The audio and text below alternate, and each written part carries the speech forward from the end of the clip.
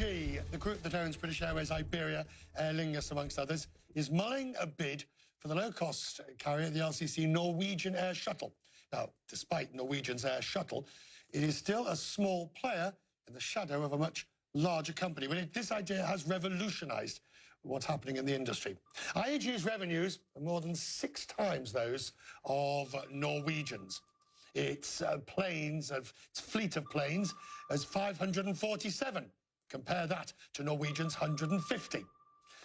And IAG carried 150 million people last year. 150 million. And compare that to the 33 million taking the budget carrier. Simon Calder is the travel editor of The Independent. He joins me now. Come on, you've got to admit, Simon, when we all woke up and heard that IAG had taken a 4.1% stake, it was somewhat remarkable. It certainly was, and it was very exciting on the Oslo Stock Exchange this morning. If you managed to buy $100 worth of Norwegian shares this time yesterday, you'd be looking at a profit of getting on for $50 overnight. This company is now, the market capitalization is now $1.2 billion US, right, which is an awful lot healthier than it was looking yesterday. But other people, of course, are saying that what IAG is doing is moving while Norwegian is weak. It's got lots of debt. It's not making money at a time when other airlines are. So why does Willie want to buy Bjorn, to put it in personal terms?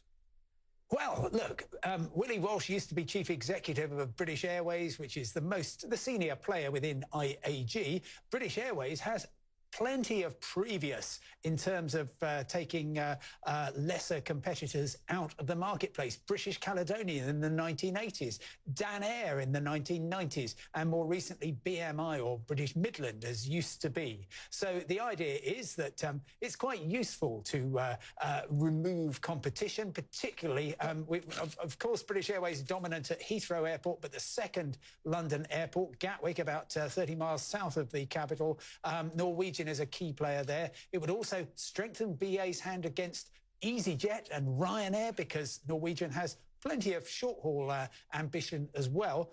And also, you've got a pretty impressive order book of around 200 aircraft coming through at a time when supply is quite tight. But hang on a second, the regulators won't let this go through, surely. I mean, I know it's not the IAG statement says that it's by no means certain that it would actually happen. But the regulator, let's face it, Norwegian is a growing transatlantic carrier at the low cost out of Gatwick, competing head-on with BA's mainline services out of Heathrow.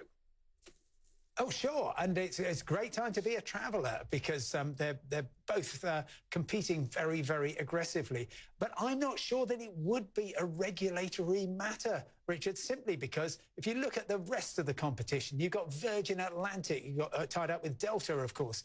You've got United. American are in partnership with British Airways, but I really can't see there would be huge issues. And if you're looking at short haul, well, EasyJet and Ryanair are just so much larger than Norwegian is. So I think it could just go through on the nod, and at that point, British Airways would become a little bit more powerful. Finally, the idea, though, I mean, Norwegian is a Norwegian product. It's a private company, but it's much loved in Norway. It has got a great low-cost footprint in Europe, third largest low-cost carrier. It would solve IAG's problems, wouldn't it, in terms of diluting premium versus low-cost? It would. There's all sorts of things that it would do for IAG. It would give them a really interesting business model with cabin crew and pilots being employed from interesting places which aren't necessary. Norway, some of them based in Ireland, where Norwegian doesn't actually fly much. So, yeah, all kinds of possibilities from this, and I can bet you that Willie Walsh is looking very carefully at all of them.